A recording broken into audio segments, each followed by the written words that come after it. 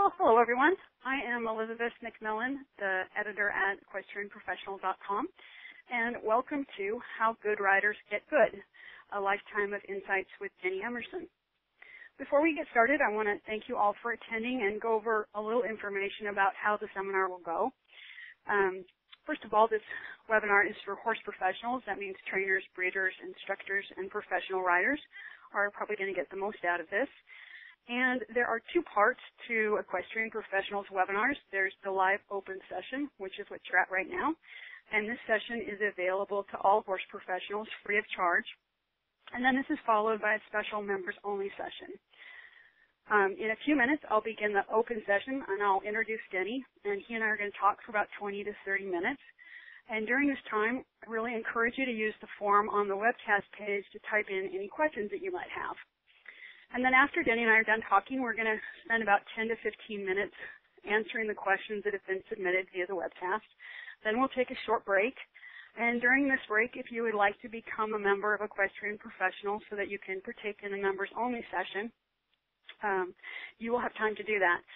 The members-only session will be talking a little bit more in detail about equestrian career choices and planning, and also talking about a few of the common career pitfalls and how to avoid them.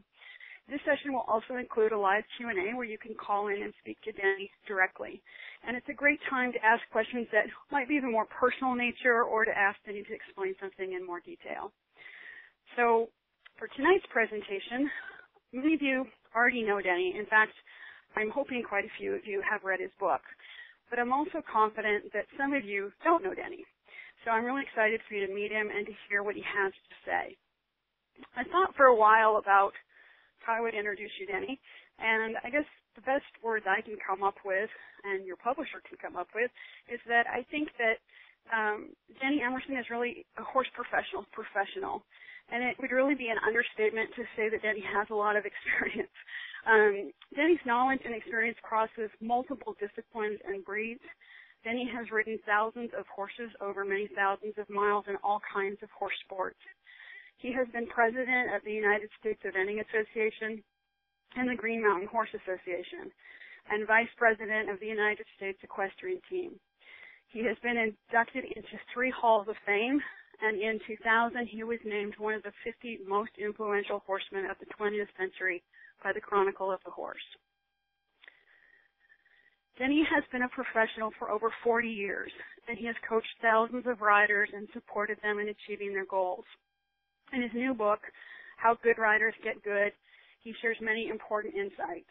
And tonight, we have the privilege of talking to him in person. When Denny and I talked about doing this webinar, we thought the best way to go about sharing some of this information with you would be to simply have a conversation. So I hope you all will just get comfortable. I'm going to let Denny say hello here. Hi, Denny. Hey, how are you? Great. And Glad then to be on. We're so happy to have you. And then we're going to get started with some questions here. So I'm just going to change screens here. And the other thing I want to tell everybody, and Denny doesn't know this yet, the slides presentation that you'll see as you're watching this, there's not really a lot of written information on it. What you're going to see, though, are a lot of pictures of Denny doing different things with horses. And I think that, I think you're going to find it thought-provoking and interesting. So I think we're ready to get started. And the first question, I think, a good place to begin, Denny, is the title of your book is How Good Riders Get Good. Can you define for us what you mean by good rider? It's more than just somebody who's good in competition. Well, I think that somebody who is really comfortable on the back of a moving horse, and it might be somebody that's never had a lesson in his life, her life. I mean, I use an example of the little Indian kid in the Great Plains, in 1840, who by the time he was 8 or 9, could swarm all over his pony and go galloping around, with just a piece of rawhide in the pony's mouth, and was basically part of the horse. And I had a coach named Jacques Legoff, and he was from Saumur, the French National Riding Academy, and he said, he said that at some year they had sort of a mantra about what constituted a good rider, and he had a little joke, and he said, what are the three things that you have to have in order to be a good rider? 1, a good seat. 2, a good seat. 3, a good seat. And you're supposed to laugh. And then, and by that, what he meant was that, when a horse moves, his back his back swings, and a rider who is really, really used to being on a horse's back, with or without stirrups, or even with or without a saddle, doesn't bounce. They're part of the motion. And I think that one of the things that probably differentiates the really good riders from thousands of people who ride is that you could take away the stirrups of a really good rider or take away the saddle, and they would still be comfortable at the walk, trot, and canter on the back of a moving horse. So whether you're a Morgan rider, saddle seat rider, hunter, jumper, western, are you comfortable on a moving horse? And to me, that probably is the bottom line.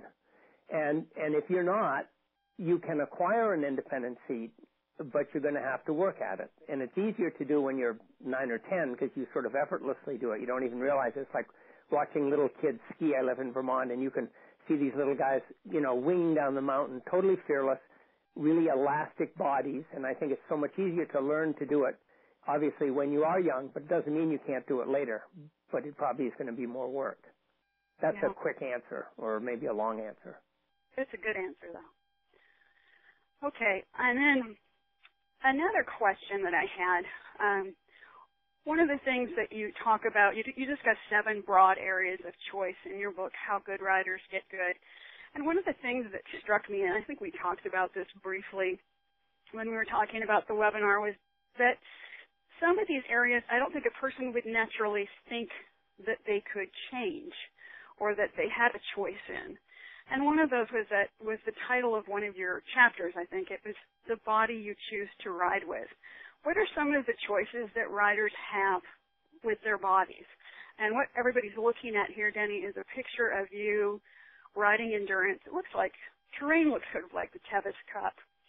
And maybe you could share with everybody how many years you've been riding and a little bit about the diversity of your riding, and then talk a little bit about the choices riders have so far as their bodies go. Yeah, well, I was lucky because when I was 9, my parents moved to Stoneleigh Prospect Hill School. My father was headmaster there. And there was a barn, like 20 seconds from our house. And so I started riding when I was 10. And mainly bareback. I'd come home from school and I had a halter on the pony, paint, and I had a rope with a lead snap on each end, and I'd just get on and go. And so I sort of got comfortable riding. This was about 1951, about 60 years ago, and I got comfortable, and sort of in an effortless way. I wasn't learning, I wasn't taking lessons. I was learning just by doing, and then I gravitated to Morgan's. There was the National Morgan Show. Well, yeah, it was right down the road in Northampton, and I went, and when I was, from the time I was about 12 or 13, I watched that for years, and I found a magazine in the library at Stoneleigh about the 100-mile trail ride in GMHA, and I decided I wanted to do it. And I was 14, and I didn't know anything about trail riding, and I read some articles and started getting my horse fed, and a week after my 15th birthday, I finished my first 100-mile trail ride, and then I got a Morgan, and I rode in Morgan shows, the National Morgan Show, and I worked at the Green Mountain Stock Farm, which was the Lippet Farm.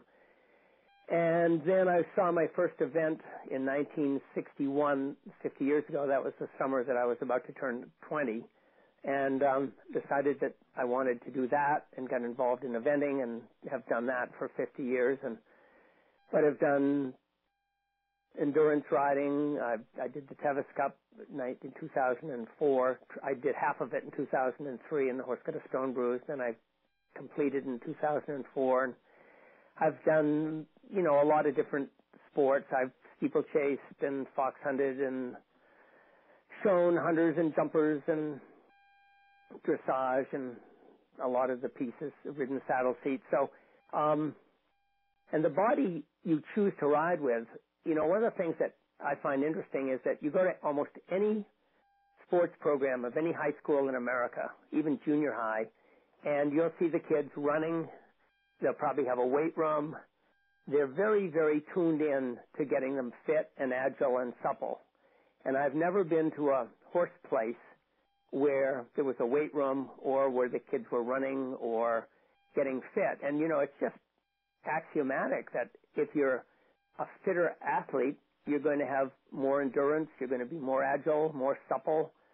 And I don't know why, more people don't get it, that, any other sport, you're going to be fitter and stronger. Why not in riding? So that's one piece. And, part of that business of being able to sit on the back of a moving horse and staying still. I can remember something Sally Swift told me a long time ago. She said, think of a rider from the knees, she called it the stubby knees, to just under your short ribs. Picture that part, the pelvis and the thighs, the thigh down to the knee. She said that part you watch the good riders, that part belongs to the horse. And then the lower leg and the upper body and the hands and the balance all belong to the rider. But if the middle of your body doesn't belong to the horse, then you bounce, and then your lower leg goes bangity bang, and your hands jerk around, and now you don't have independent aids because you're not supple and with the motion. So I think that part of that is just getting used to it, and part of it is developing what they call core strength. So, that's a little bit of a choice. Do you want to become a fitter athlete? One of the things that I say in the book is, do you think of yourself as a rider or as an athlete? And I think that you need to think of yourself as both. Mm-hmm. I'm 70 this year. And I was, before I busted my neck having a wreck, and I'm going to come back from that. I'll be fine. I had already competed, I think, 8 horses this year. And that's simply because I push myself. And I'm no great hero about that. I don't mean it that way, but I like to do this, and I know that my choices are to either stay fit as best I can or not be able to do what I like to do. So I think that's just a choice you have. Yeah, and an important one.